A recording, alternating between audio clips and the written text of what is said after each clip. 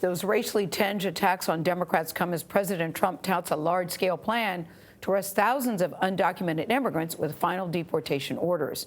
It's off to a slow start, you could say. Immigration officials delayed raids scheduled to begin in 10 major cities yesterday, but the operation is expected to pick up this week. Manuel Bojorquez is at an ICE facility in South Florida with more on the story. Manuel, I guess the question now is, how are the immigration activists getting ready?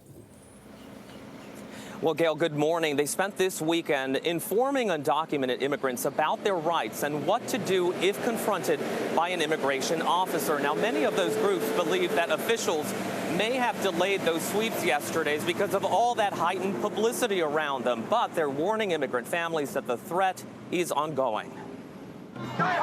Immigration activists around the country are springing into action to help those threatened by the planned deportation arrests. We know our rights and we are organized. The expected crackdown is causing concern in immigrant communities around the country and here in South Florida. Pastor Howard Hardin says he's encouraging his congregation to support one another. I think everybody knows someone who's affected by this, and I think every church is the same. So far, sources tell CBS News activity has been limited to New York City, where Immigration and Customs Enforcement agents knocked on doors this weekend, but there were no arrests. Immigration officials say about 1 million people in the country have removal orders. Acting ICE Director Matthew Albence said Sunday the operation targets those who pose a threat to public safety.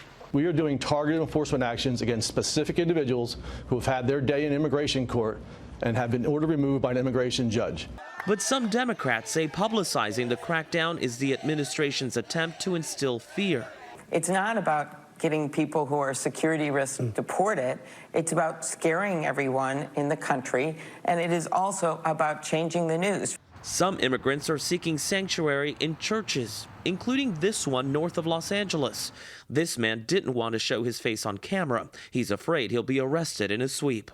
Well, I came here like 10 years ago, more than 10 years. Now is a very hard time for immigrants right now with this administration.